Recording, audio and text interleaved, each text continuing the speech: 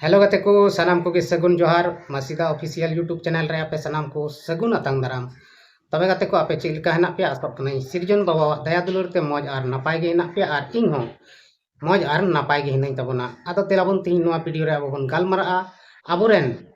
ताहे कने विक्रम मरंडी ठपंग टुडू मेन कते मिटन कॉमेडियन जहां दो पूरे दुनिया रे से पूरे झारखंड से पूरे भारत दिसम रे सनाम संतल जगत रे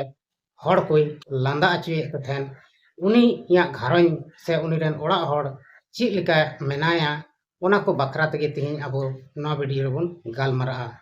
आदो गते कि अबो बन बड़ाय गया से बाबन बड़ाय खाय नवा वीडियो रे अंजम बोना जे मेनते ठपंग टुडू जहां दो विक्रम मरंडी ताहे कान उनी दो चीज लेकान हड़े ताहे कना गते को उनी दो मिटन कॉमेडियन हड़े तहलना अडी भागे हड़ गे तहलना उनी दो अब बन सनाम हड़ बन नेल कादे और जहां को बाको नेल कादे खान दो उनी दो अडी मजगी कॉमेडी ये तहना हड़ को उनी दो लांदा अचुए को थेना आया कॉमेडी होते ते उनी दो फिल्म जगत रहो अडी सुपर स्टार गे तहलना से यात्रा रहो अडी सुपर स्टार गे तहलना और रियल रहो उनी दो माने लांदा लांदा लेकाना कथा को गे रोड बड़ाए थेना आरे लांदा अचुए को थेना उनी सलाम न्यापाम लेन खान गे आमेम लांदाया आदो सरीगी सिरजन बाबा लीला कना नोआ दो अकोय हड़ तीना दिन नोआ धरतीपुरी रे दोहैया और अकोय हड़ तीना दिन बाय दोहैया नोआ दो उनिया ती रिया कथा कना से उनिया हाथ रिया कथा कना अब जहां सिरजेव का बोना जहां नोआ धरतीपुरी ते बनाव कते अगु का बोना उनी गे अब तीन रे मने आय उन रे इदी बनाय आदो ओना लेका गे ठपंग टुडू विक्रम मरंडी हो इना दिन गे नोआ धरतीपुरी रे ताहेन रिया ताहेलन तयमे ओना तेगे इना दिन गे उनी दोय ताहेलना उनी दो बोकारो रेन कनाय और यात्रा रे अडी अटे कमिया तहना से फिल्मी संथाली फिल्मी इंडस्ट्री जनेन हो सुपर कॉमेडियन रे तहलना आदो उनिया घरन रे नितो दो एकेन बारिया गिद्रा और मिटन हायरेन ओड़ा हड़ निना हड़ गे मेना का कोआ और ओंडे गे मिटन अबोरेन बोयहा गे चलाव कनाय यूट्यूबर कान गया आदो उनिया खबर को हताव लगी तेगे उनिया चलाव कना और ओंडेना वीडियो क्लिप गे नोआ वीडियो रे कटी मारंगी अगु का तबुना आदो उनी गोगो हड़ विक्रम मरंडी रेन ओड़ा हड़ उनी गे आया मोचा खन ची कथा को लयबन कना कटी बन अंजम लेताय गे इसके बाद अब दो आरहों बन विस्तार ते ओना विषय तबन गालमारा आदो देलाबन तबे बिलम बिलम कते नोआ वीडियो बन स्टार्ट कर गे सनाम को जोहार गे नेतो माने ने बाबू आले ठे सेटर कनाय आले दुख खबर को हताव बड़ा लगी तो ताहेमा अडी कष्ट ले ताहन कान गया तो कातले चला आले रन गार्जियन गी बनया नेतो आगे पीछे हड़ बनु को तालेया तो मुमकिन गिद्रा जहाल काते हारा मानुस हुआ ओनागी चेष्टा रे मिनिया तो बाबा हड़ दो आबुरेन दो माने आयो हड़ रेन दो बाबा हड़ दो अडी मारांग माने दारे उमुल कना को तो दो बाबा हड़ बनु तिnya तो दो इन दो एकेन सकाम बराबरी नेतो दो होय ते होय ओटांगो तो उनका गी हुई ओना दो दिसम हड़ ते खन गड़ोइन खोजो कान थेना कि गड़ोइन पे गड़ो अमोग पे कि नोय दो जतो हड़ बन बड़ाय कान थेना जतो हड़ बन बड़ाय कान थेना नोय स्टेचू बन बना लखाय खूब नापाय को किया माने तबे गते को अब बन अंजम केतेया विक्रम मरंडी रेन ओड़ा हड़ा कथा को जेहेतु उनी दो नितो अडी मुश्किल हालत रे मेनाया और उनी दो एकला गे ताहेनक कना नोआ घरन रे दो और एकला सावते मिटन कटी कुड़ी गिद्रा मेनाय तेया और मिटन कोड़ा गिद्रा उनी दो पेड़ा ठे मेनाया और ओंडे पेड़ा ठे खज गी उनी दो पढ़ा कना से ओलोक कना और उनी दो आज ससुर माने ची को मेना ठपंग टुडुआ तकोरेन पेड़ा कान गया उनी आज बाबा रेन ठपंग टुडू यानी विक्रम मरंडी तकोरेन आज मामा तको ठे मेनाया आज बाबा रेन आज मामा तको ठे हेनाया आदो ओंडे खन गे उनी को ऑल पढ़ाव चुई कना और गणवाय कना आज को गोहाय चलाव हजु कना यानी विक्रम मरंडी रेन ओड़ा हड़ होय चलाव हजु कन गया हिरी दो से उनी हो खर्चा बर्चा दो एमाय कान गया और एनते जुदी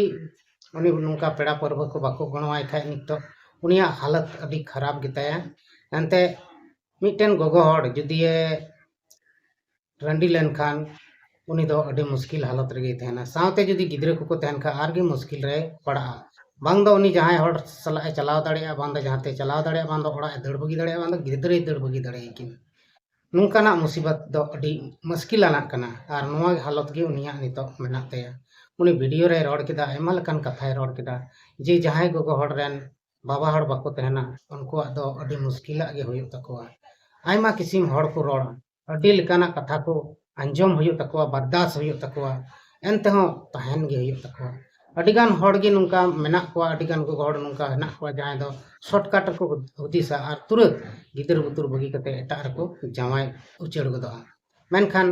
नुआ दो अड़ी बड़ी कथा कना से अड़ी माने मज दो बांग हुयुग कना चेदा से गिदर बुतुर आमेम दड़ बगी आय खाय दो अड़ी मुश्किल कथा कना आदो उनका दो नुई दो नित हबी बाय कमी कदा नुई दो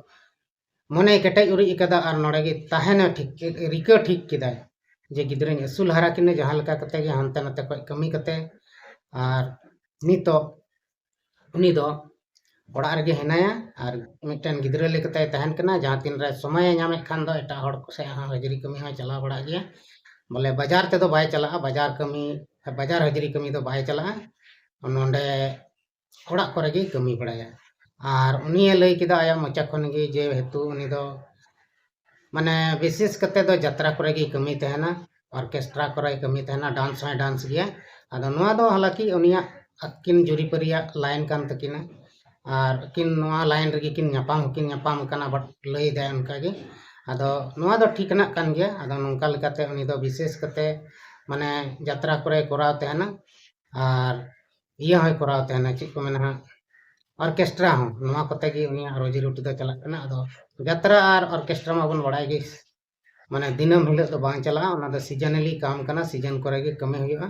आदो उनी लई केदा जे लेका ओना कोरेना कमी को पैसा तेगे बुलुंग सुनुम से परिवार को चलावे कना अडिगान खर्चा दो परिवार दो तहन कन गया ना दो सनाम हड़ बुन बड़ाय गया खर्चा बर्चा दो तहन गया और तिहिन नहय तिना मुश्किल हालत रे नुई मिनाया आदो उनी मिटन गणो है खजक कान तेना एनते उनी गणो दे खजक कान तेना नुआ खातिर जे उनी दो आइरेन जहां ठपंग टुडू से विक्रम मरंडी मेनाय उनिया मिटन ची को मेना मूर्ति बनाव लगी ते उनी दय खजक कान तेना गणो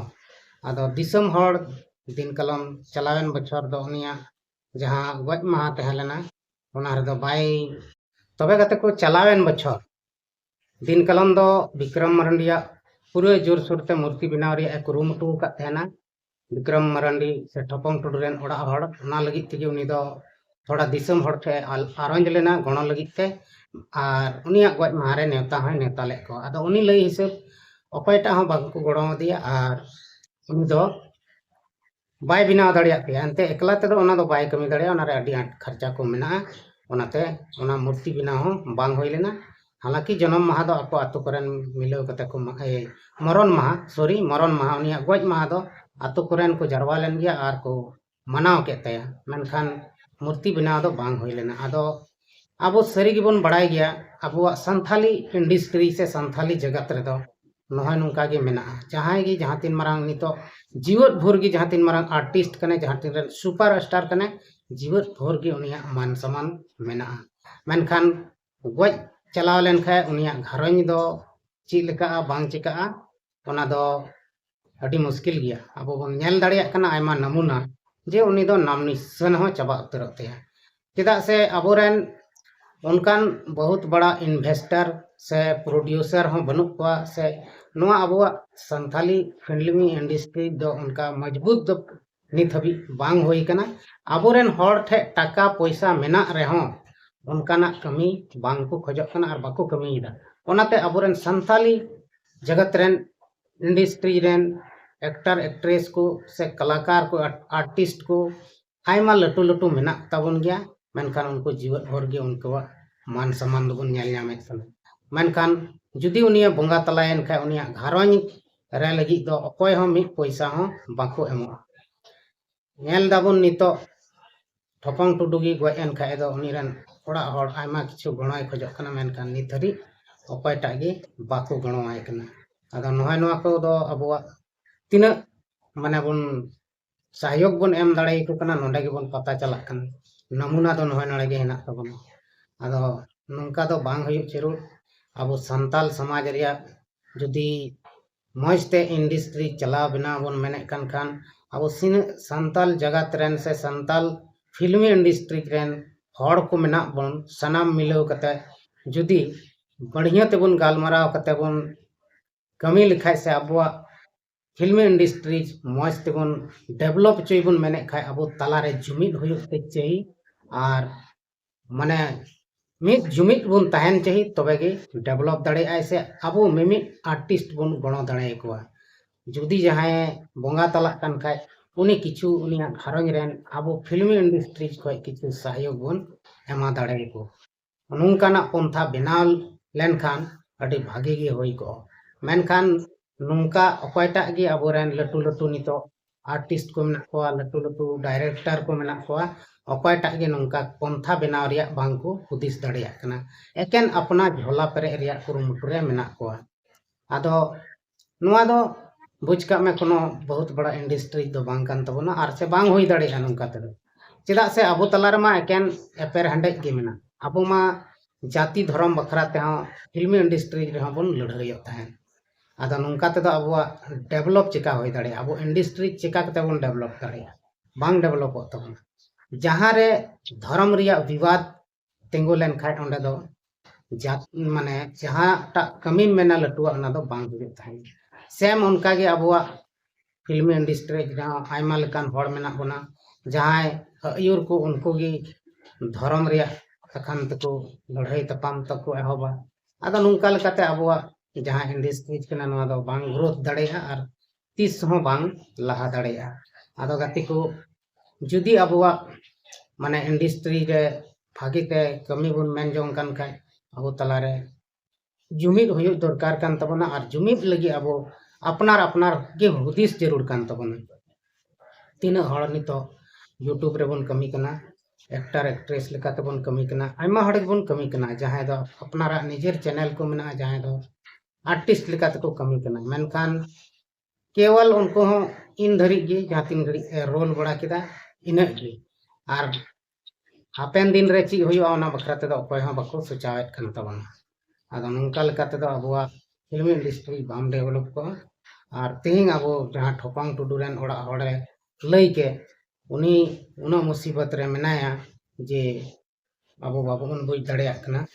जहां मिटन गोहड़ जुदी रंडी लेन खान आयरन छाता दारे जत जुदी बगी आय खान तीना मुश्किल हालत रे उनी तहे को अबो बन बड़ाय गया तबे गते को अबो बन बड़ाय केदा तेहिंग ठोपांग टुडू रेन ओड़ा हड़ तीना मुसीबत रे मेनाया और अबुआ फिल्मी इंडस्ट्री संथाली फिल्मी इंडस्ट्री रे तीना चिलका हुयुक कना हड़ को जुदी आमेम चाबा लेन खाय आमा घरन परिवार रेन दो माने अकोय हो मी पैसा हो बांग को माव को आदो नय नुंका मेना तबना अबुआ संताल जगत रे संताल समाज रेन हड़ को वा नेचर से व्यवहार आचार व्यवहार दो अबुआ संताल जगत रेन हड़ दो खाली जाति धर्म बखरा तबन लड़हइया और चीन हो बबन चिका दाड़े एटागा दो और अबुआ इंडस्ट्री जहां मेना ओना हो बांग डेवलप जे डेवलप कना इने गे डेवलप माने नुआरे जहान लटू कैरियर दो बाम बनाव दाड़ेया आम जीवत तहन भर गे जहाना गेम चिका दाड़ेया टाका पैसा कमी दाड़ेया आमेम चाबा लेन खाय आमा घरंज रेन दो चिली हो मी पैसा हम को माव को आदा ठीक गया देला बन तेहिना वीडियो दो नोंका गे बन अंजम दा और निने गे बन रोड़दा और हां बन न्यापाम अपना नेक्स्ट वीडियो रे मा तबे सनाम को गे और इन सेन कोन मुचाद जोहार।